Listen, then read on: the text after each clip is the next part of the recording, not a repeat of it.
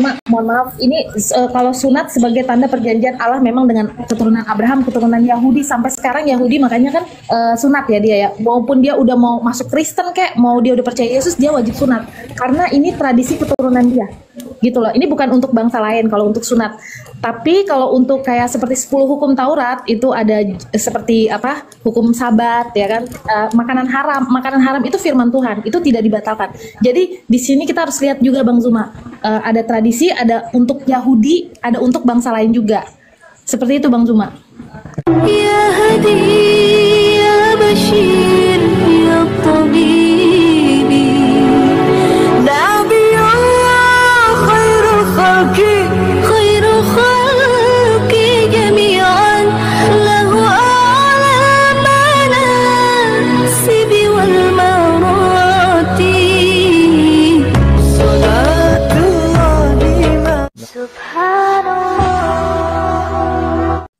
Bismillahirrahmanirrahim. Assalamualaikum warahmatullahi wabarakatuh. Kaum muslimin yang dirahmati Allah, semoga Allah senantiasa curahkan segala rahmat, segala nikmat yang berkepanjangan dan tiada kamu hujung dari dunia hingga akhirat. Insyaallah, dan Allah pun kabulkan kita para kaum muslimin di bawah naungan Rasulullah beserta para nabi, beserta para orang-orang yang Allah kasihi, Allah sayangi, Allah cinta insyaallah di bawah naungan Rasulullah kelak di mana tiada naungan selain daripada naungannya insyaallah. Amin amin Allahumma amin. Kaum muslimin, pada kesempatan pagi menjelang siang ini, saya akan membuat sebuah video di mana video ini mengisahkan tentang bagaimana seorang perempuan Kristen seperti biasa ngotot dan ngarang cerita ya lucu mengatakan Tuhannya menyamar. Jadi Tuhan itu turun ke bumi ya itu untuk menyamar. Ada Tuhan menyamar ya. Jadi apa yang disampaikan ini betul-betul bikin kita tertawa ya. Kenapa?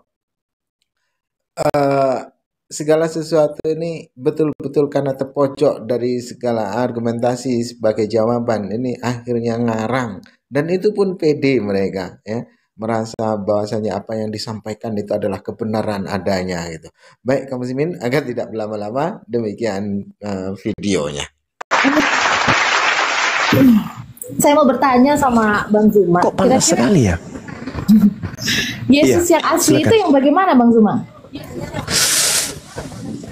Yesus yang asli menerangkan di dalam Matius 24 nomor 4, apabila aku datang, aku yang datang, yang asli yang datang, maka tanda-tandanya matahari menjadi gelap, bulan tak bercahaya, bintang-bintang berjatuhan, kuasa langit kemudian berguncang, aku nampak di tengah langit dan seluruh manusia di atas muka bumi akan meratap, dan seluruh manusia akan memandang aku, melihat aku di atas langit.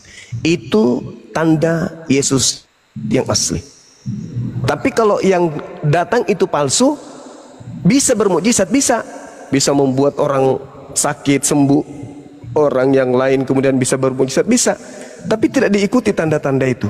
Di dalam Matius 24 nomor 3 ditanya Yesus sama muridnya di Bukit Zaitun, "Guru, apa tanda kedatanganmu?" Nah, di data nomor 30-nya disebut tuh tadi, matahari menjadi gelap, bulan menjadi tidak bercahaya, bintang berjatuhan. Jadi itu yang datang, kalau sudah ada tanda itu berarti asli.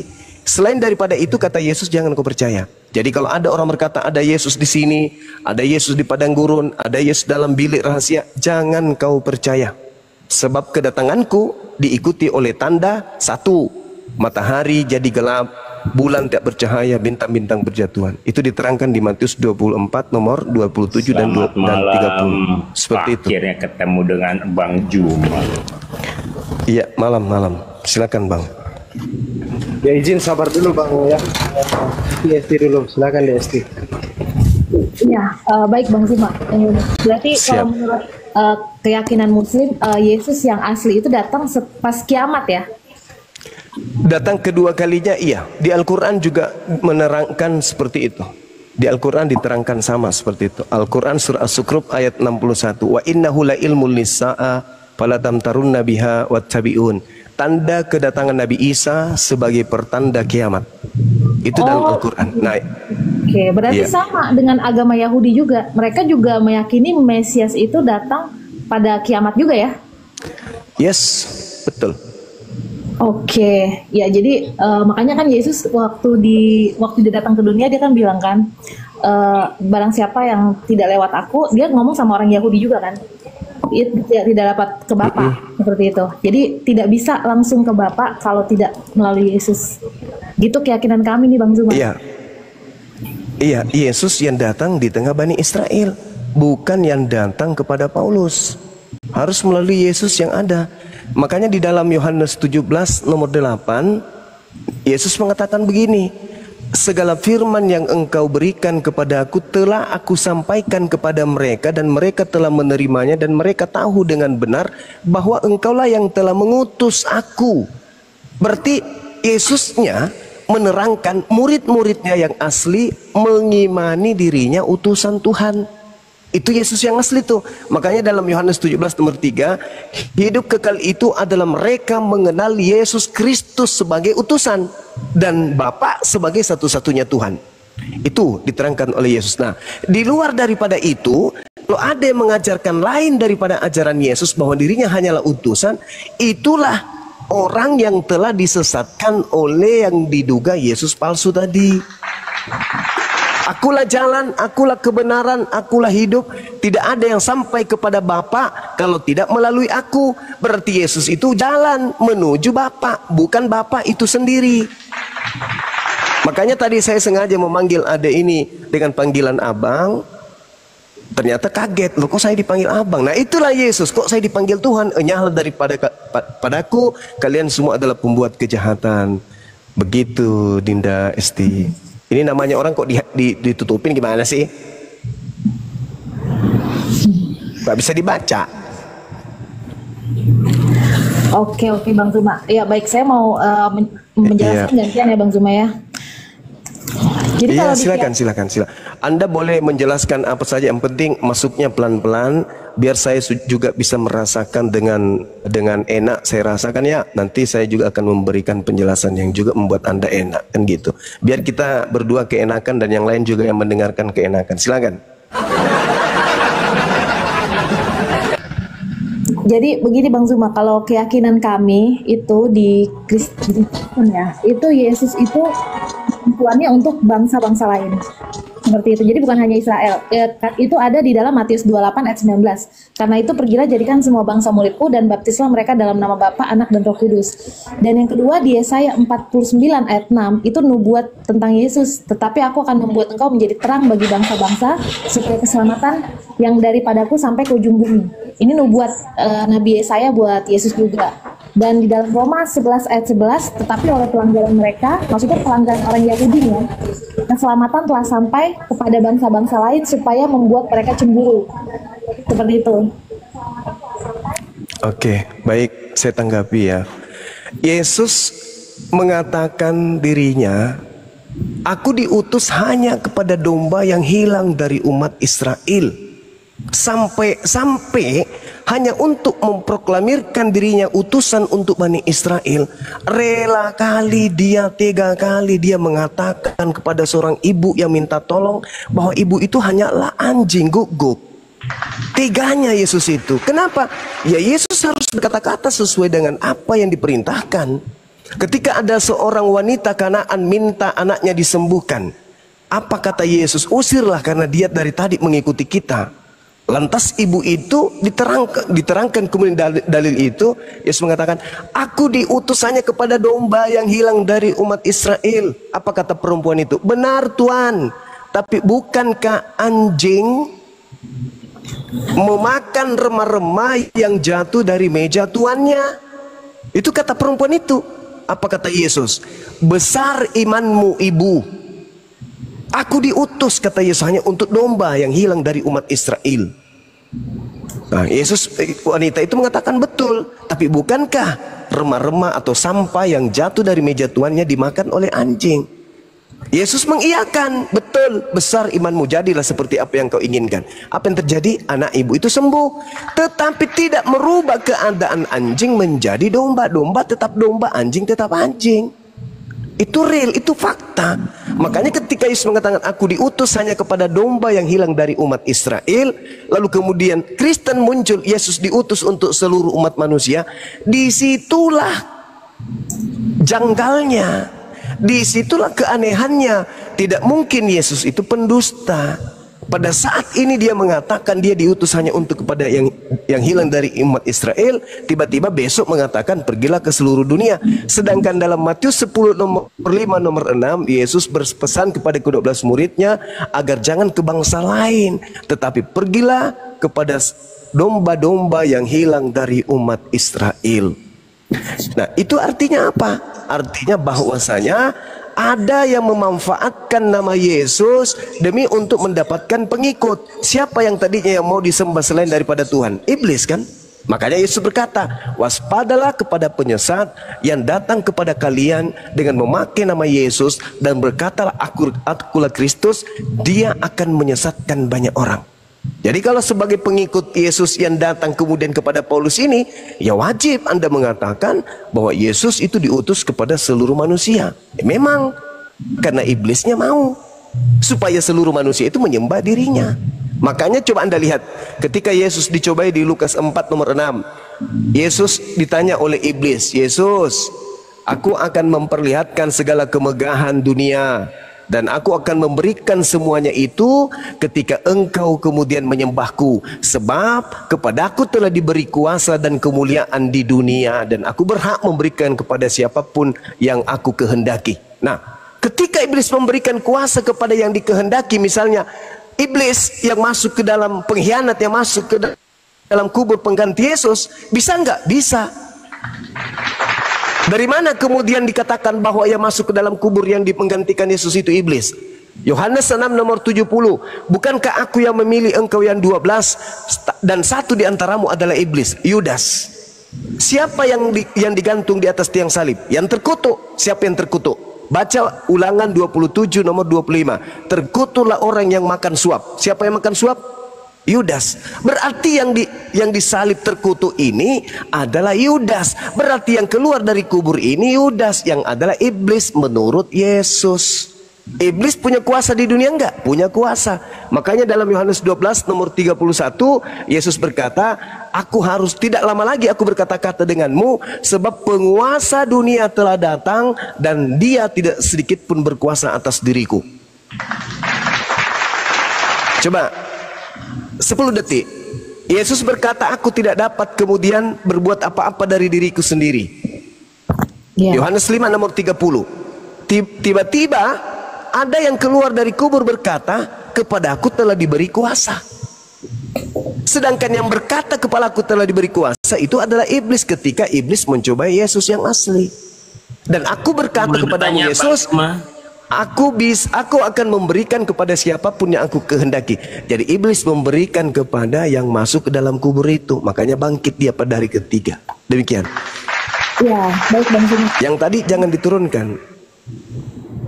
Ya, Bang Zuma, saya cuman mau nambahin aja. Untuk silakan. Yang Yesus bilang itu kan dia bilang tadi yang Bang Zuma bilang apa tadi?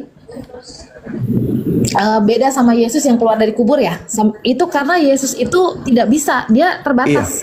Jadi dia membatasi dirinya karena dia datang sebagai manusia untuk disalibkan. Jadi dia harus datang sebagai orang dia lahir aja di kandang domba seperti itu, di keluarga sederhana dari Yusuf sama Maria. Itu kan orang-orang kecil semua ya, maksudnya dia harus datang seperti itu. Jadi memang dia punya keterbatasan gitu loh.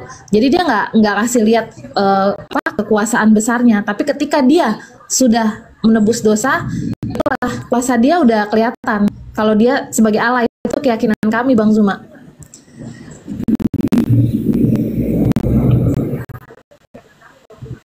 Iya. Ya silakan aja. Boleh karena saudara sedang mengusung. Iya boleh. Habis ini Bang. Karena Anda sedang mengusung Yesus yang datang kepada Paulus. Boleh aja, gak apa-apa.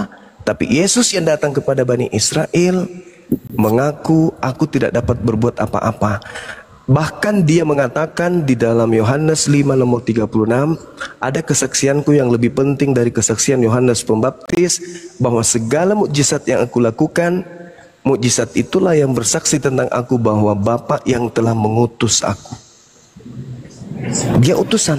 kata Yesus, kesaksian Yesus. Kalau esok hari tiba-tiba berubah dia menjadi Tuhan, wah itu bukan dia lagi. Makanya dia mengatakan, waspadalah kepada Yesus yang bergelar Kristus, yang datang kepadamu dengan memakai namaku dan berkata, akulah Kristus. Dia akan menyesatkan banyak orang. Nah, Anda pembelanya, silakan aja Anda bela Yesus yang itu, silakan. Karena Anda pengikutnya. Seperti itu, DST, silakan. Iya. Ya, silakan Bang Jesus. Juma, tadi Anda bilang Yesus datang, tanda-tanda Yesus datang ya? Iya. Matahari, bla bla bla di atas langit. Kalau nggak salah itu kan kedatangan Yesus kedua kali. Iya, makanya belum datang, baru satu kali kan. Jadi yang datang ke Paulus itu bukan dia. Iya, kedua kalinya belum. Kalau kedua kalinya kiamat. Iya, terus yang kepada Paulus kedatangan keberapa? Ya, lah itu bukan kedatangan, itu penampakan. Sama nanti Lalu apa? ketika Yesus berkenan kepada Anda akan didatangi juga sama Yesus. Apakah dia datang? Oh, tidak bisa. Itu penampakan kepada Anda. Tidak bisa. Bukan kedatangannya ke Yesus. Yesus Gitu loh. Yesus berkata. Ya, jadi Anda Yesus harus bisa berkata, bedain kedatangan atau mendatangi personal. penampakan.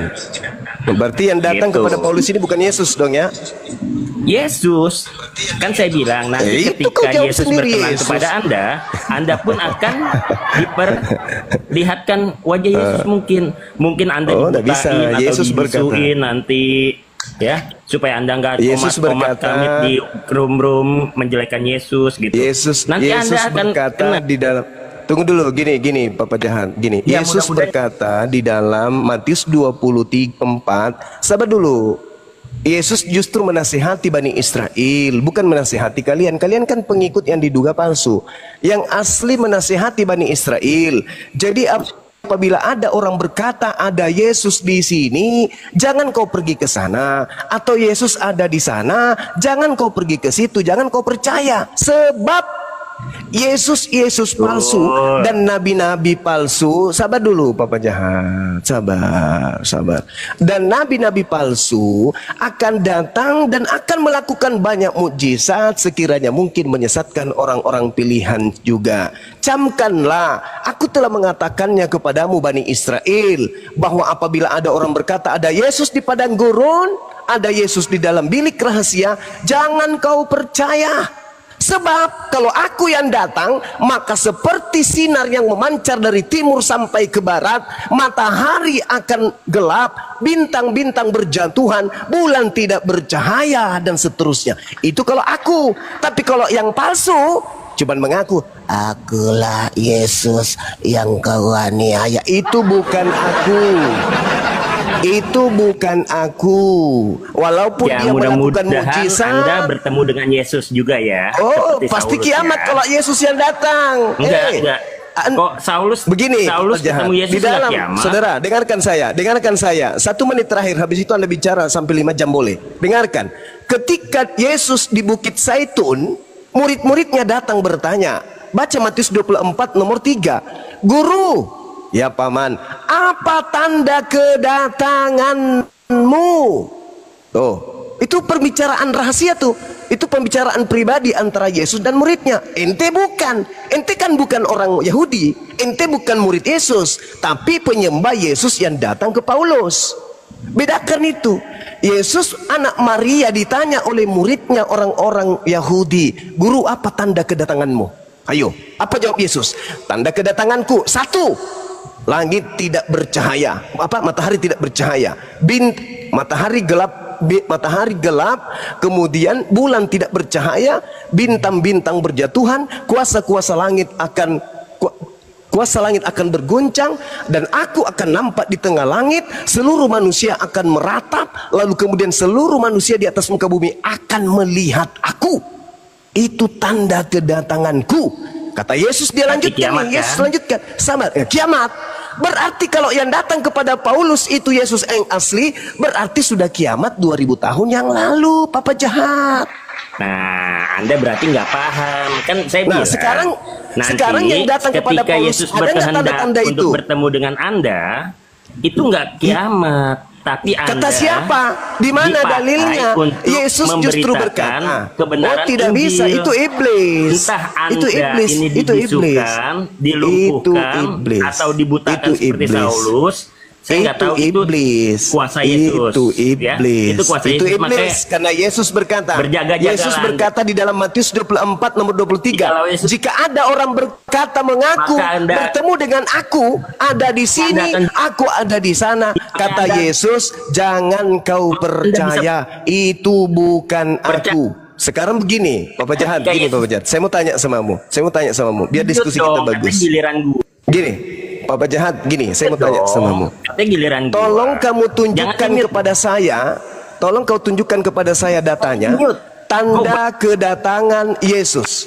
Apa Gua tanda mau jadi yang mualaf nih, terjadi? jangan banci dong. Dengar, dengar, Ayo dong, dengar, dengar. mualafin gua dong. Apa tanda-tanda, Mualafin saudara? gua. Enggak. Islam hanya butuh orang berakal Mualafin gua, sehat. Islam butuh orang yang berakal. Anda Ayo, turun mualafin kalau gua. Anda ini enggak kondusif, Anda turun. Mampus. Anda turun sederhana, tinggal dipencet kepalanya, tinggal diinjak bibirmu, udah turun. Kondusif dong. Saya aja sama Ade Hesti tadi ini pelan-pelan masuknya, dia terima kok. Yesus ditanya sama Bani Israel, Papa Jahat bukan Bani Israel. Yesus ditanya, Guru, apa tanda kedatanganmu? Tanda kedatanganku, matahari gelap, bulan tak bercahaya, bintang berjatuhan, dan seterusnya. Selain daripada itu, mau 1000, 2000, 1 miliar ada yang datang kepadamu mengaku Yesus, jangan kau percaya. Matius 24 nomor 23 sampai nomor 26. Kalau ada yang datang kepadamu, aku Yesus, misalnya nih, Papa Jahat lagi tidur karena semalam habis judi, begadang sampai subuh, tidur. Datang ada yang ketuk pintu, tok tok tok tok, pakai baju putih, jubah panjang, matanya menyala, di pahanya ada tato. Saya Yesus, aku datang memberikan mukjizat kepadamu. Nah, duduk, renungkan dulu, duduk, tenang, tenang, lihat matahari. Kalau matahari masih bercahaya, tidak gelap, bulan masih ada, bintang-bintang belum jatuh, artinya menurut Yesus itu bukan Yesus, itulah penyesat. Kalau kamu terima dia sebagai Yesusmu, berarti kau sebagai utusannya yang dipakai untuk menyesatkan orang lain, entah keluargamu, entah siapa. Pakai otak lah, masa Bible tidak ngerti sih? Makanya orang Yahudi tidak percaya Kristen, malah diludahi orang Kristen itu. Karena mereka tahu bahwa yang datang kepada Kristen itu adalah iblis. Karena Iya, kalau Bang yang Zuma. datang, Mesias yang mereka tunggu yang datang, kiamat. Gitu. Oke. Silakan. Kalau Bang Zuma, kalau masalah Yahudi itu ada dalilnya di dalam Wahyu. Yahudi yang diterima itu yang percaya Yesus. Dan itu sudah disebutkan juga 12 per suku itu 12.000 yang diterima. 100 dia total itu 144.000 dan nanti jadi Yohanes itu mendapat wahyu seperti itu. Jadi memang kalau yang Kiamat gak? sekarang ini memang belum percaya Yesus karena mereka kan sama seperti Muslim lah ya. Mereka tuh menganggap mereka tidak percaya adanya Yesus intinya seperti itu kan? Enggak, masalahnya gini, ketika ada yang menulis di Pulau Patmos mengaku bertemu dengan Yesus sang bintang timur gilang gemilang, terjadi nggak kiamat? Tanda-tanda matahari gelap, bintang jatuh dari langit, terjadi nggak? Iya itu nanti waktu kalau kiamat. Berarti itu bukan Yesus. Bukan Yesus. Berarti, loh, kan Yesus mengatakan tanda kedatanganku. Bahkan kalau saudara melihat di dalam Kisah Para Rasul 1 nomor 11, apa kata malaikat? Yesus yang kamu lihat terangkat ke langit akan datang nanti ke bumi ini sama seperti kamu melihat dia terangkat ke langit. Ketika dia terangkat ke langit, sama lengkap tak dengan tubuhnya, dengan jasadnya? Lengkap. Berarti datang lengkap dengan tubuhnya, jasadnya. Sedangkan yang datang kepada Pulau Patmos itu cuma suara. Yang datang kepada Paulus pun juga Tak cuman suara. Itu Berarti wahyu, itu bukan Bang. Yesus. Gini Bang Zuma, jadi itu tuh Yohanes mendapat wahyu karena Yohanes itu kan paling dekat sama Yesus dan Yesus itu paling sayang sama Yohanes dari semua ke-12 muridnya. Dan Yohanes ini mendapatkan job yang sangat spesial dari rasul-rasul lain. Makanya dia Iya, silakan aja. dikasih penglihatan Silakan. gitu. Iya, silakan aja. Saya hanya berpegang kepada nasihat Yesus kepada muridnya. Kalau ada yang mengaku aku, tetapi tidak diikuti oleh tanda-tanda ini, jangan kau percaya. Itu bukan aku. Itu artinya. Itu Bang Zuma ambil dari mana? Matius 24 nomor 3, nomor 23, 23. Sorry, Matius 24, nomor 3, nomor 4, nomor 5, nomor 23, nomor 25, nomor 24, nomor 25, 26, 27, 28, 29, 30 dan seterusnya. Baik, berarti Bang Zuma percaya ayat itu? Saya percaya itu tulisan wartawan. Berarti Bang Zuma percaya ayat itu? Saya percaya itu tulisan penyelidik bernama Matius, meskipun kitabnya itu sebenarnya bukan murid Yesus yang menulis, tapi karena dia melakukan penyelidikan, ya saya percaya itu hasil penyelidikan orang yang kemudian menuliskan buku Matius itu. Berarti Dan Bang Al-Quran saya mengatakan, gimana? Berarti Bang Zuma Al-Quran saya percaya mengatakan, Yesus juga dong, karena ini kan yang ngomong Yesus. ya kan saya katakan hanya ada satu manusia suci yang diutus di tengah-tengah Bani Israel yang lahir tanpa ayah. Kami beriman kepadanya. Di Al-Quran namanya Isa. Orang Yahudi dalam Talmud menyebutnya Yesua. Orang Kristen menyebutnya Esos, Yesus Kristus. Bukan 2 oknum, bukan 3 oknum, 1 oknum dengan cerita yang berbeda. Kalau orang Yahudi menyebutnya anak zina, anak haram. Kalau Kristen menyebutnya orang terkutuk yang menjadi Tuhan. Kalau Islam menyebutnya hamba Allah yang adalah Nabi Allah yang suci, terkemuka di dunia dan di akhirat. Makanya di awal tadi saya katakan Al-Quran datang untuk meluruskan segala fitnahan orang-orang terdahulu terhadap nabi-nabi Allah, nabi-nabi Tuhan yang datang. Dipitnah, terkutuk lah, entah apa-apanya dibilangnya. Yang pasti bahwa Yesus yang datang ke tengah Bani Israel menasihatkan, waspada kepada penyesat yang datang kepadamu dengan memakai nama Yesus dan berkata akulah Kristus. Dia akan menyesatkan banyak orang. Kalau Yesus bukan seorang pembohong, maka itu harus digenapi. Kalau itu harus digenapi, berarti ada pengikut Yesus Kristus. Kalau itu harus ada pengikut Yesus Kristus, maka siapa satu-satunya kandidat? Kristen. Nah, Kristen. Jadi Kristen ini menyembah sosok Yesus Kristus ini, menuhankan dia, menyetarakan dengan pencipta langit dan bumi itu ke atas perintah siapa? Yesus yang asli? Enggak. Yesus yang asli mengajarkan hidup kekal itu adalah mengenal Bapa satu-satunya Tuhan yang benar dan mengenal aku Yesus Kristus yang diutus oleh Bapa. Berarti Yesus maunya dikenal sebagai utusan Bapa. Itu ajaran Yesus, final ajaran Yesus kepada pengikutnya. Sedangkan Yesus Kristus yang datang kepada Paulus itu minta supaya dituhankan. Contoh, dia mengajarkan kepada Paulus, Paulus, beritakan kepada orang-orang bahwa untuk itulah aku datang agar aku dibunuh, agar aku dibangkitkan untuk menjadi Tuhan bagi kalian. Roma 14 nomor 9. Itu dari mana bisikan itu? Dari bisikan Yesus Kristus yang bukan manusia. Baca Galatia 1 nomor 1, nomor 11, nomor 12. Aku menerima Injil bukan dari manusia. Bukan manusia yang mengajarkan aku Injil, tetapi Yesus Kristus. Sejak kapan Yesus bukan manusia? Sedangkan kedatangannya yang kedua saja dia masih manusia. Kata Yesus, ketika aku datang, matahari tidak bercahaya alias menjadi gelap, bulan tak bercahaya, bintang-bintang berjatuhan, kuasa langit berguncang, akan nampak anak manusia di langit.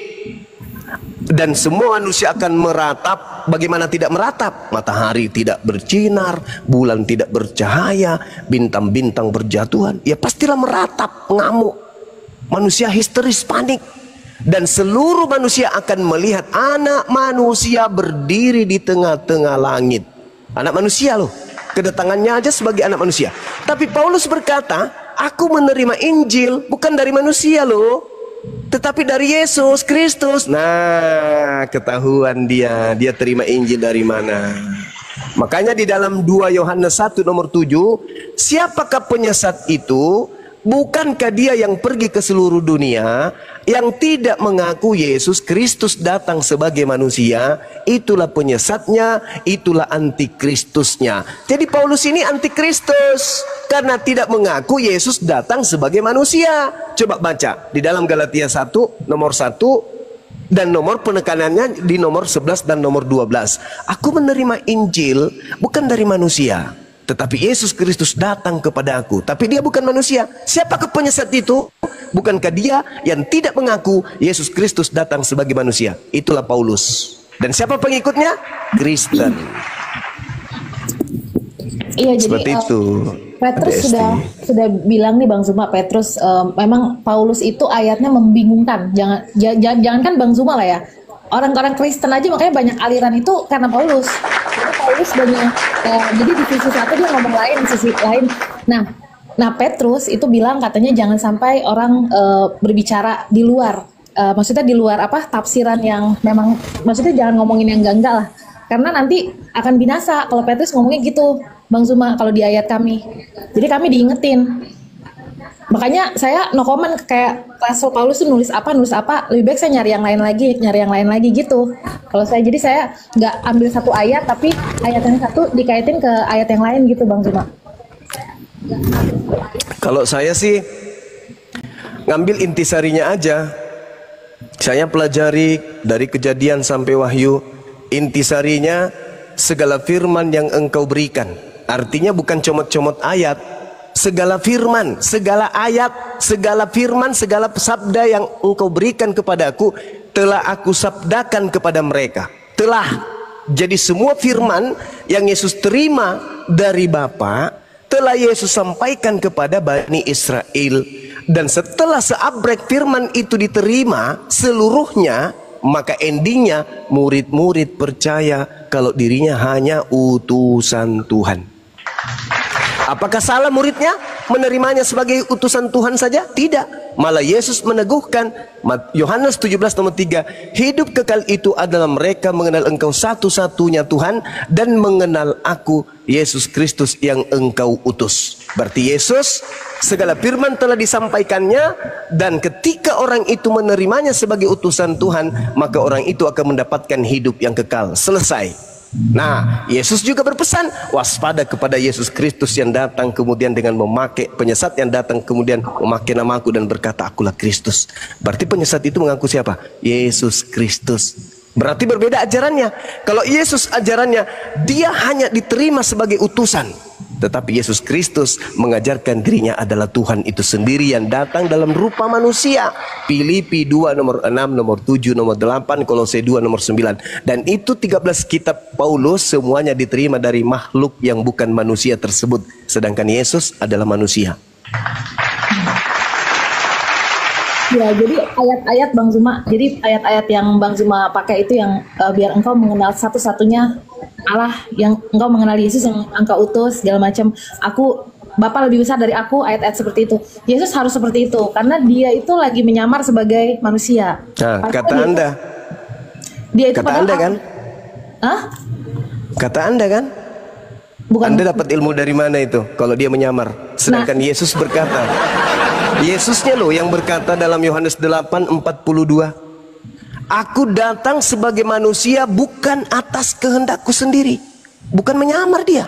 Dia datang atas kehendak Tuhannya. Kok nyamar? Iya, dia nyamar. Itu ilmu setelah Anda mendapatkan ilmu dari Paulus, Yesus itu Tuhan. Anda baca Bible, kok dia bisa mati, kok dia bisa netek, kok dia oh ternyata dia nyamar manusia pada saat itu.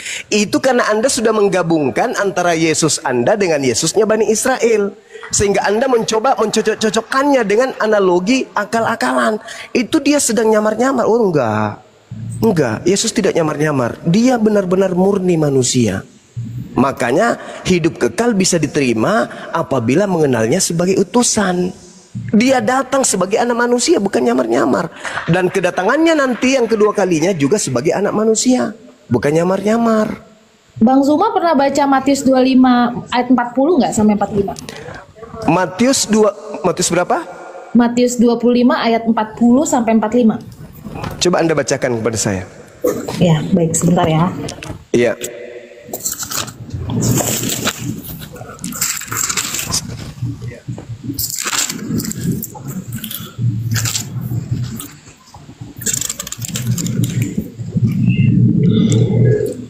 Ya, mulai ini sih ayatnya agak panjang, cuman saya intinya aja ya Bang Zuma ya. Iya, nggak apa-apa. Karena di situ kan dia melemparkan ya ke dalam neraka kan ya. Silakan. Iya benar. Ya, jadi penghakiman terakhir ini ya.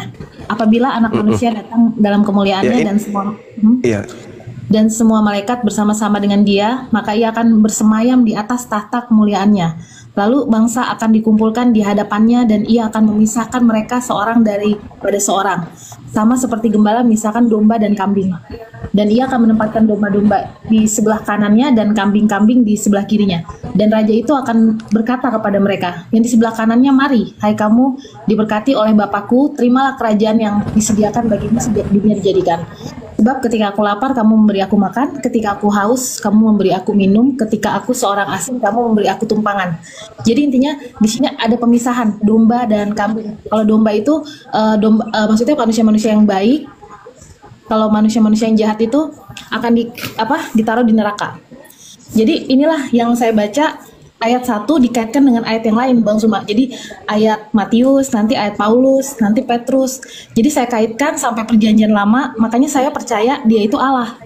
Karena ini yang bisa seperti ini hanya job desk Allah aja Bang Zuma. Oke, saya tanggapi boleh? Boleh. Oke.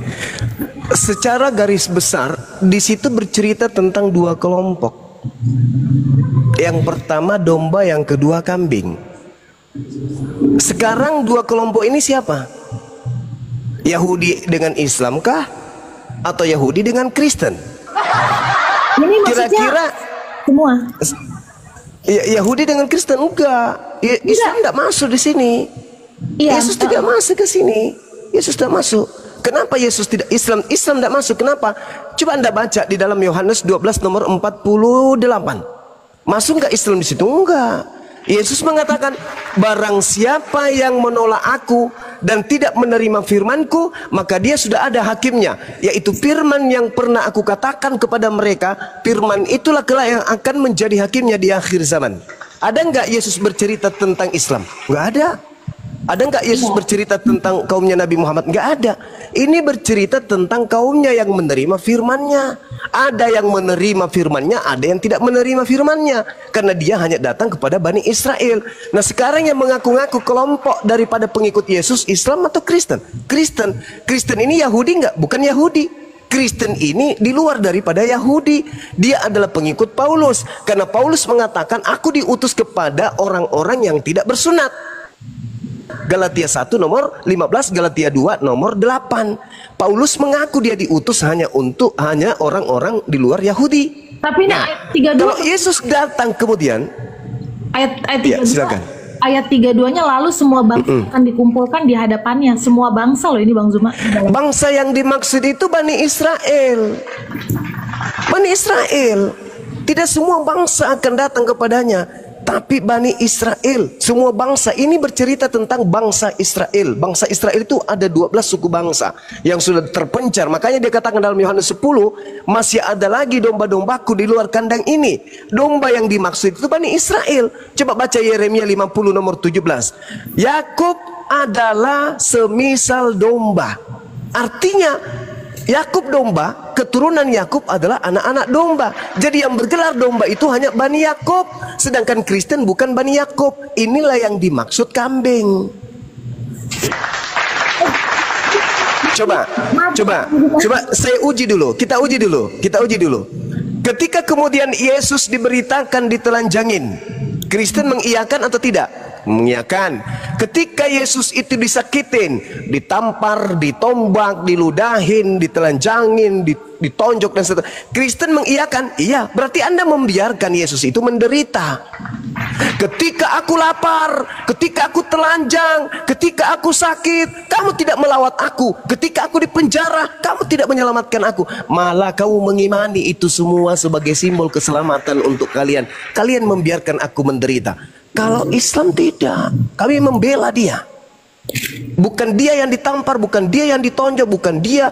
Kami memberikan kemudian keselamatan. Makanya dikatakan apabila ia datang, yaitu roh kebenaran, dia akan memuliakan aku. Bukan malah menambah-nambahi, menelanjangi, menampar dan menjadikan tumbal sebagai penebus dosa kalian. Saya udah tamat kalau Matius 25 ini, udah tamat. Belum lahir. Ada ini saya sudah tamat mempelajari data itu. Jadi yang dimaksud di sini adanya kelompok-kelompok yang mengaku domba, sehingga Yesus harus memilah-milah, memisahkan mana domba mana kambing. Oh, ini yang kambing, ini yang domba. Coba Anda lihat di Matius 7 nomor 22, nomor 23. Pada hari terakhir nanti banyak orang memanggil aku Tuhan, Tuhan. Bukankah kami bernubuat? Bukankah kami bermukjizat? Bukankah kami mengusir setan pakai namamu? Itu siapa? Islam atau Kristen? Orang lain atau Kristen aja? Kristen aja. Pada saat itulah aku akan berterus terang kepada mereka, enyahlah daripadaku, kalian semua adalah pembuat kejahatan. Siapa yang memanggil Yesus Tuhan? Kristen. Yang bernubuat, bermujizat, mengusir setan pakai nama Yesus siapa? Kristen. Ya ente aja saudariku, jangan bawa-bawa kami, ente aja. Jadi ya, antara Yahudi dan Kristen itu antara domba dan kambing. Yesus akan datang memisahkan antara domba dan kambingnya itu. Ya, Bang Zuma, Silakan. sorry, kita jangan lompat ke situ dulu. Nanti kita bahas itu ayat itu. Cuman tadi kan Bang Zuma saudariku yang membawa ini Matius 25. Ya, silakan. Ya, jadi Syukran Kikocat, barakallahu fik. Jadi kan tadi kan Bang Zuma bilang apa itu Yesus kan lapar, Yesus telanjang. Ini ayat Yes. Matius 25 di ayat 37. Maka orang benar itu akan menjawab dia, katanya, Tuhan, bila mana kami melihat engkau lapar, kami memberi engkau makan, atau haus dan kami memberi engkau minum. Bila mana kami melihat engkau sebagai orang asing, kami memberi engkau tumpangan. Jadi mereka nanya gitu, kapan engkau telanjang Yesus? Kapan engkau lapar gitu? Kapan engkau? Yes. Akhirnya Yesus bilang, bila mana kami melihat, akhirnya dan raja itu akan menjawab mereka, aku berkata kepadamu, sesungguhnya segala sesuatu yang kamu lakukan untuk salah seorang dari saudaraku yang paling hina ini, kamu telah melakukannya untuk aku. Jadi maksud ayat ini ialah orang-orang yang tidak menolong sesamanya, seperti itu. Jadi kasih, intinya kasih sih kalau di ayat ini. Bukan yang Yesus lapar atau telanjang, Bang. Bukan, maksudnya dia kan mengatakan begini. Coba Anda lihat, periksa lagi datanya tuh. Dia mengatakan, dan raja itu akan menjawab kepada mereka, aku Yesus berkata kepadamu, sesungguhnya segala sesuatu yang kamu lakukan untuk salah seorang dari saudaraku yang paling hina ini. Siapa yang paling hina di antara saudara Yesus? Yudas. Bukan seperti itu. Oh, tunggu. Harusnya, maksudnya, andai saja engkau kemudian berbuat baik kepada saudaraku yang hina ini, kamu telah melakukannya untukku. Harusnya jangan kau menuhankan dia. Jangan kau biarkan dia menjadi Tuhan, menjadi sembahan. Kasihan dia ini. Kenapa kalian justru membuatnya semakin menderita? Dia sudah hina, mati dalam keadaan menggantikan aku, mati dalam keadaan terkutuk, mati dalam keadaan bunuh diri, bla bla dan seterusnya. Tapi kalian tidak menolongnya, malah kalian menjadikannya sebagai sembahan, sebagai Tuhan. Itu maksudnya. Tapi kalau saudari saya mengatakan, oh tidak, itu kasih, boleh-boleh saja. Itu penafsiran. Tapi kembali, siapa yang domba, siapa yang kambing di antara Yahudi dan Kristen? Silakan Anda renungkan. Karena yang domba hanya Bani Israel. Coba kita lihat ya, di dalam Yesaya 52 nomor 1. Orang-orang yang tidak bersunat kulub tidak boleh masuk ke dalam kota kudus Yerusalem. Kedua, Yehezkiel 44 nomor 9. Tidak boleh orang yang tidak bersunat masuk ke dalam bait sucinya Bani Yakub. Kira-kira bisa nggak dikategorikan Kristen ini sebagai domba? Nggak bisa. Bisa nggak disatukan dengan dombanya Yahudi? Nggak bisa, karena mereka tidak bersunat. Mereka najis, mereka tame, mereka orang-orang najis. Nggak boleh disatukan dengan orang Yahudi. Orang Yahudi itu sebelum masuk ke bait suci, mereka mandi tahir, mandi junub, mereka membasuh tangan, membasuh wajah, membasuh kaki, melepaskan terompah, melepaskan sendal sepatu, baru masuk ke dalam bait suci. Di dalam bait suci tidak boleh mereka itu berkulup, tidak boleh mereka makan babi, tidak boleh makan anjing. Mereka harus sujud di dalam bait suci. Kristen boleh nggak gabung di situ? Nggak boleh. Sedangkan di dunia ini aja antara orang Yahudi dan Kristen tak boleh satu rumah ibadah, apalagi mengenai surga. Israel baru nggak bisa, Kristen nggak ada tempat. Maka Kristen bukan domba. Kristen itu paling enaknya disebut kambing. Tapi kalau Yesusnya di waktu yang lain dia menyebutnya guguk, serigala. Seperti itu saudari. Ya Bang. Pelan-pelan aja kita. Iya. Jadi kalau di Bible, di keyakinan kami setelah Yesus datang ini kan adalah, jadi kan memang ada Yahudi maksudnya kayak sekarang nih Yahudi kan ada total 15 juta nih penduduknya kan, tapi yang percaya Yesus baru 161.000. Itulah yang dilihat sama Yesus nanti, bukan yang 15 juta itu, Bang Zuma. Jadi nanti kalau misalnya penghakiman terakhir itu Yesus yang akan menghakimi kan semua perbuatan baik dan benar. Tapi yang Yahudi diterima itu Yahudi percaya Yesus. Tapi kalau Yahudi yang 15 juta yang banyak sekarang ini, itu kan dia nggak percaya Yesus. Kalau bagi keyakinan kami, mereka tidak dapat keselamatan. Itu bagi keyakinan kami. Karena Yesus kan bilang kepada orang-orang Yahudi, barang siapa tidak melalui aku, kamu tidak bisa langsung ke Bapa. Kan ada kan, Yesus itu ngomong sama orang Yahudi pada saat itu. Iya, jadi kalau dikatakan domba dan kambing, itu juga tafsiran, boleh-boleh saja, itu boleh benar. Lalu Kristen di mana? Jadi domba? Nggak mungkin. Satu-satunya, makanya saya katakan tadi, yang paling lembut disebut kambing. Tapi nggak mungkin, karena bukan kelompok domba. Kan Yesus mengatakan kepada muridnya yang Bani Israel, waspadalah kepada serigala yang datang kepadamu menyamar seperti domba. Berarti ada domba palsu kan? Nah sekarang siapa yang palsu?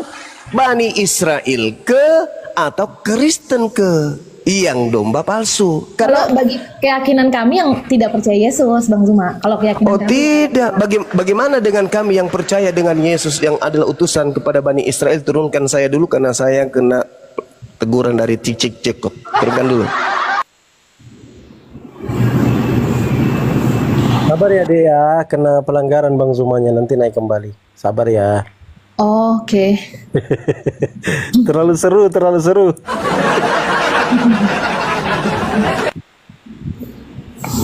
Oke, siap. Ya.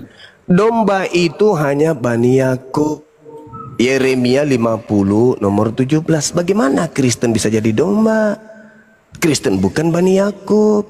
Sedangkan orang yang hidup sesama Yesus, bertemu dengan Yesus, memelas kepada Yesus, di dalam Matius 15 aja itu dikatakan sebagai guguk. Tidak pantas roti yang disediakan untuk anak diberikan kepada anjing. Jawab Yesus kepada mereka, aku diutus hanya kepada domba yang hilang dari umat Israel. Tetapi perempuan itu mendekat dan menghormat kepada Yesus, sujud kepada Yesus sambil berkata, Tuhan tolong aku. Tetapi Yesus menjawab, tidak patut mengambil roti yang disediakan bagi anak-anak dan melemparkannya kepada anjing. Kata perempuan itu, benar Tuhan Yesus, namun bukankah anjing makan remah-remah yang jatuh dari meja tuannya? Maka Yesus menjawab dan berkata kepada wanita tersebut, hai ibu, besar imanmu, maka jadilah kepadamu seperti yang kau kehendaki. Iman yang mana yang besar itu? Iman yang mengakui bahwa tidak layak makanan yang disediakan untuk Yahudi diberikan kepada non-Yahudi. Iman mana yang iman besar itu? Adalah yang mengakui bahwa anjing makan sampah dari meja Yahudi. Itu yang dimaksud oleh Yesus. Maka anaknya sembuh. Jadi kalau ada orang yang kemudian percaya kepada Yesus, sesama dengan Yesus, bicara langsung kepada Yesus, memelas kepada Yesus, bahkan bersimpu di hadapan Yesus, meminta pertolongan kepada Yesus, dan Yesus hanya menyebutnya sebagai anjing, apalagi Anda, saudariku. Kurang percaya apa wanita itu tapi disebut juga anjing? Karena kenapa? Dia hanya untuk Bani Israel. Yang untuk Anda itu adalah iblis. Karena Tuhan sendiri yang mengatakan dalam kitab Kejadian 3, Aku akan mengadakan permusuhan antara keturunanmu dan keturunannya. Apa maksudnya itu? Anda kan keturunan Adam, dan iblis juga punya keturunan. Jadi keturunan iblis akan kemudian datang kepada Anda juga. Jadi utusan yang datang kepada Anda itu adalah iblis. Karena iblis itu diutus kepada seluruh keturunan Adam.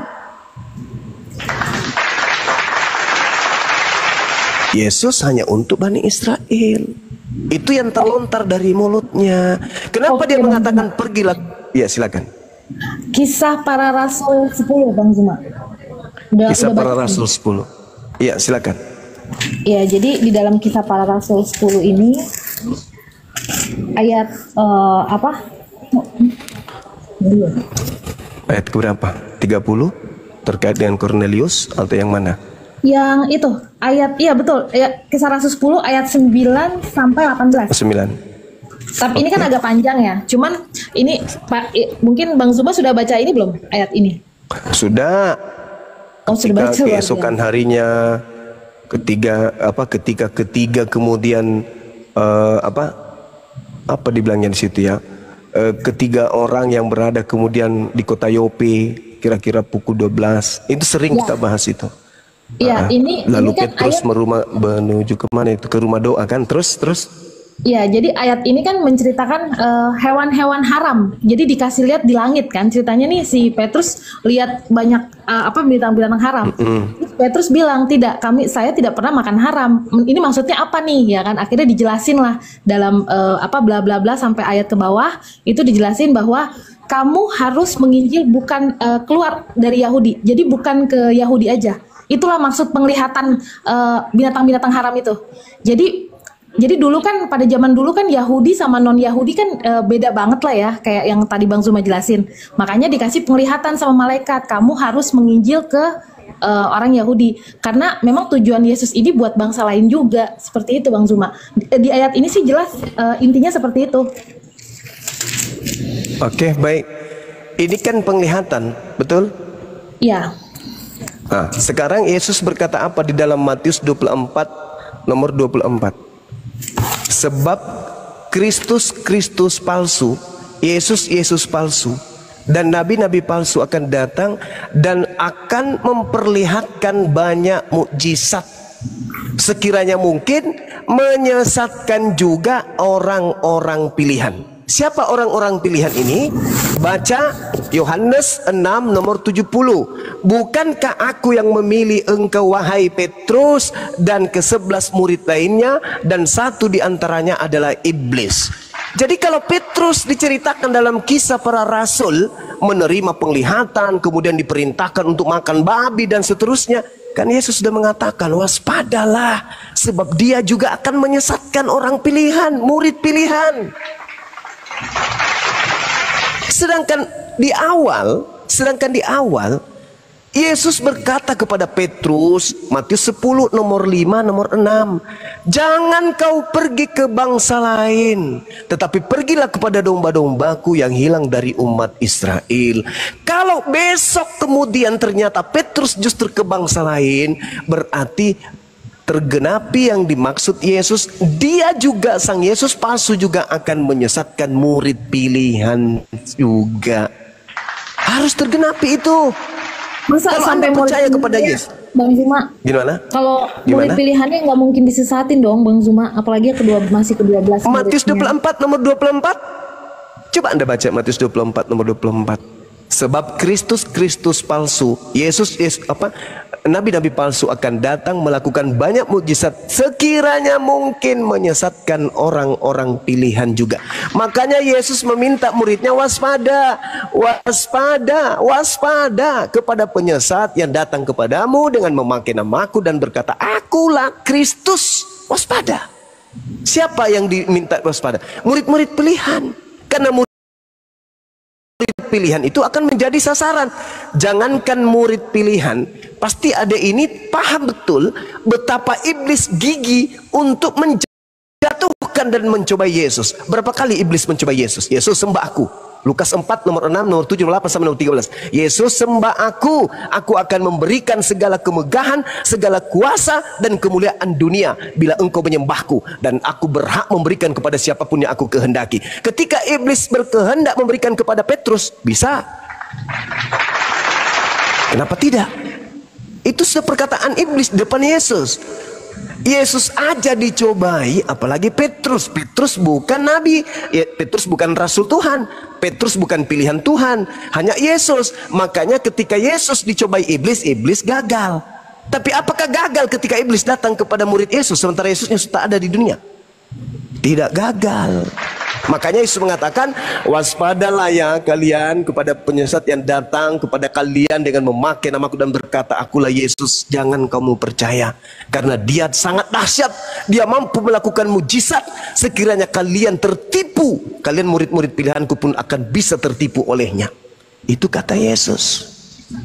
Jadi kalau Petrus tiba-tiba ada kemudian di Romawi menjadi paus di sana, itu berarti iblisnya berhasil dan membuat Yesus tergenapi. Begitu saudariku ya. Karena Yesus mengatakan ke-12 muridnya, Matius 10 nomor 5 nomor 6, Yesus berpesan kepada ke-12 muridnya agar jangan ke Romawi, jangan ke bangsa lain, jangan ke Indonesia, tapi pergilah kepada domba-dombaku yang hilang dari umat Israel. Dalil. Itu Ya, dalil. saya ingin menambahkan aja nih Bang Zuma yang tadi Bang Zuma bilang Ya, kalau silakan. Yesus palsu yang datengin Paulus ya. Yes. Jadi di sini ada ayatnya, Yesus bilang Markus 9 ayat 38 sampai 41 dan Lukas 9 ayat 50. Barang siapa tidak melawan kita, ia ada di pihak kita. Jadi kalau dia masih di pihak Yesus, jadi dia kalau dalam hal ini Paulus ini nggak ada melawan Yesus sih, Bang Zuma. Ada nggak? Bang Zuma bisa tunjukin nggak tanda-tanda si Paulus ini tidak di pihak Yesus? Karena ini dari Yesus, barang siapa tidak melawan kita, dia di pihak kita. Jadi siapapun dia, kalau dia tidak melawan, dia masih di pihak Yesus gitu. Kalau di sini di ayat ini. Yesus berkata dalam Matius 5 nomor 19, barang siapa yang meniadakan hukum Taurat meskipun yang paling terkecil dan mengajarkan kepada orang lain, maka dia akan menempati tempat terhina di dalam kerajaan langit. Kata Paulus, kata Paulus di dalam suratnya dia, Filipi, Efesus 2 nomor 15, dengan matinya Yesus di atas tiang salib, dia telah membatalkan segala hukum Taurat beserta segala ketetapan yang ada di dalamnya. Bertentangan itu. Lukas 16 nomor 17, Yesus berkata, sebelum langit dan bumi lenyap, setitik pun dari hukum Taurat tidak boleh dibatalkan. Betul, betul sekali. Nah, langit dan bumi sudah lenyap belum? Belum. Nah, kenapa Paulus melenyapkan Taurat? Ya, boleh saya. Ya, silakan. Jadi silakan. Rasul Paulus itu memang ayatnya kan banyak yang dibatalkan seperti itu ya.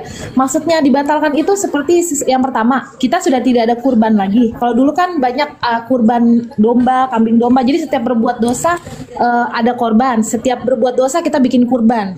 Jadi kalau pada zaman Yahudi dulu enak dong, yang orang kaya dia bikin dosa aja. Soalnya kalau dia punya lembu, kambing domba, ya dia bisa terhapus dosanya. Nah itu dibatalkan, maksudnya yang pertama. Dan yang kedua, upacara, tradisi-tradisi itu dibatalkan di kematian Yesus di salib. Tapi kalau firman Tuhan itu tidak dibatalkan. Makanya banyak juga penafsiran-penafsiran orang-orang lain juga yang berkata oh sudah selesai di kayu salib, makanya kita boleh ini boleh itu. Padahal nggak semuanya. Maksudnya itu tradisi, upacara-upacara. Jadi bukan perintah Tuhan. Kalau perintah Tuhan itu tidak dibatalkan. Perintah Tuhan itu seperti hukum Taurat, 10 hukum Taurat, ya kan? Seperti apa lagi ya? Ya seperti itu, kayak 10 hukum Taurat, perintah-perintah yang ada di Taurat itu tidak dibatalkan. Tapi kalau kayak upacara-upacara, tradisi-tradisi itu sudah selesai. Makanya kita tidak sunat, tidak apalagi ya. Kalau saya ya, mungkin kalau aliran Kristen yang lain saya nggak tahu. Kalau saya paling tidak sunat aja. Tapi kalau saya masih mengikuti Taurat seperti itu. Kalau upacara-upacara tidak ada.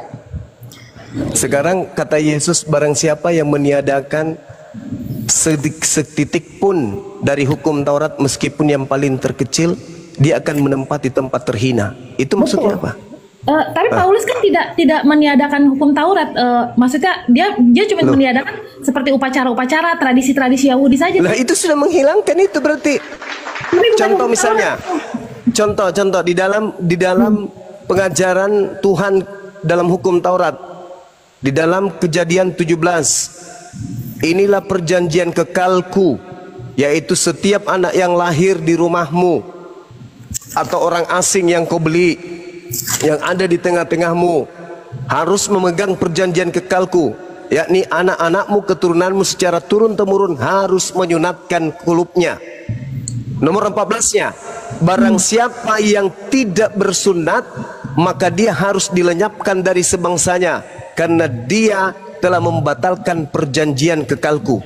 Paulus mengatakan di dalam Galatia 5 nomor 2, barang siapa yang menyunat kulupnya, maka Yesus Kristus tidak berguna baginya. Itu bertentangan. Ya baik. Jadi gini Bang Zuma, mohon maaf. Ini kalau sunat sebagai tanda perjanjian Allah memang dengan keturunan Abraham, keturunan Yahudi sampai sekarang Yahudi, makanya kan sunat ya dia ya. Maupun dia udah mau masuk Kristen kayak mau dia udah percaya Yesus, dia wajib sunat. Karena ini tradisi keturunan dia. Gitu loh. Ini bukan untuk bangsa lain kalau untuk sunat. Tapi kalau untuk kayak seperti 10 hukum Taurat itu ada seperti apa? Hukum Sabat ya kan? Makanan haram itu firman Tuhan, itu tidak dibatalkan. Jadi di sini kita harus lihat juga Bang Zuma, ada tradisi, ada untuk Yahudi, ada untuk bangsa lain juga. Seperti itu Bang Zuma. Di mana firman Tuhan untuk bangsa lain? Kalau untuk Sabat, kalau kayak salah contoh nih, hukum Sabat misalnya hari kayak ibadah itu kan harus hari Sabat. Itu memang ada firman Tuhan. Orang lain, budakmu, bahkan sampai gundik-gundikmu aja itu harus melakukan hari Sabat. Seperti itu. Ya, maksud saya hukum Tuhan untuk bangsa lain di luar Bani Israel itu di mana tertulis? Maksudnya? Ya itu kan hukum-hukum yang ada di dalam kitab Tanak semua hanya untuk Bani Israel. Hukum Tuhan untuk non-Israel itu yang mana? Ya kan kita mengikuti perintah Yesus juga. Maksudnya kita kan ngikutin jalurnya Yesus. Yang mana? Yang mana perintah Yesus untuk non-Israel itu yang mana? Ya maksudnya gini loh. Kan kalau kayak di Yakobus, kalau kita ikutin Yesus, mereka harus mengikuti cara hidup seperti Yesus, ya kan? Ya cara hidup seperti Yesus itu seperti apa? Ya kita harus ikutin lah, gitu. Karena kita kan undernya Yesus, gitu Bang Zuma. Yesus yang mana ini maksudnya? Kalau Yesus itu kan menunjukkan dirinya hanya untuk Bani Israel dan tidak pernah sedikit pun dia mengajarkan dirinya untuk non-Israel. Dosa itu apa ini?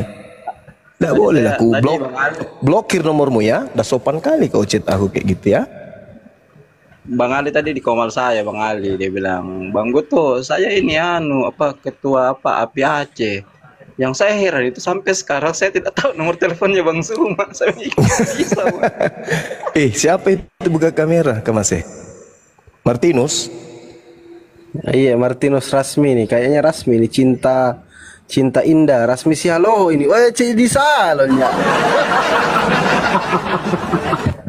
Udah mati ya. Apa mau nak tunjukkan ini?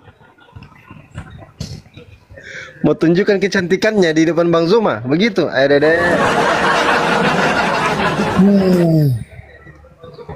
Kenapa kurang ini orang? Apa kena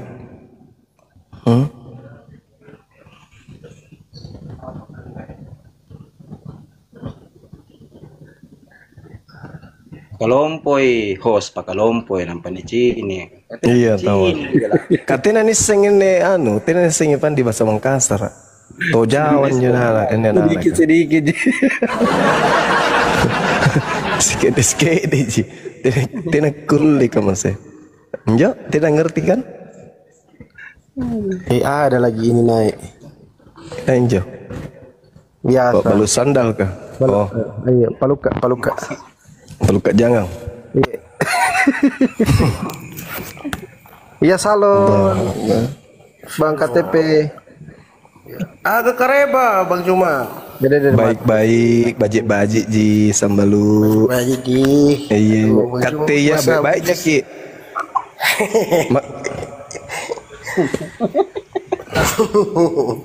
Oke, bagaimana caranya menekan Bang Juma dalam diskusi? Iya. Mau menekan dia. Mau nge-report. Gimana? Kalau Bang Juma, Iya, saya cuma mau nanya, boleh. itu Yohanes 8:24 itu jelas kayaknya itu ya. Apa gimana? Yohanes 8:24. Yohanes 8 nomor 4, kalau itu perintah Yesus untuk mengorbankan binatang, 24. bukan manusia. Oh, Yohanes 8. 24. Oh, iya. Akulah dia. Yohanes kan? Iya, betul Bang Juma. Iya, terus silakan. Mati dalam dosa apabila Tidak percaya. Tidak percaya. kalau percaya kepadanya. Akulah dia. iya. Dia siapa? Dia huruf besar di situ Bang Juma. Iya, dia kan ini bercerita tentang kesaksian apa ini? Dia kan membahas, coba Anda lihat di dalam nomor 16-nya. Cuma mundur aja dulu di situ. Apa kata Yesus di situ, Bang? Aku dan Bapa adalah dua. Itu Iyalah. judul perikopnya kan dari Yesus bukan dari dunia ini. Gitu loh. Iya, memang banyak makhluk yang bukan dari dunia ini, bukan cuma Yesus. Kok jadi ke makhluk? Iya. Iya, kan Yesus makhluk toh?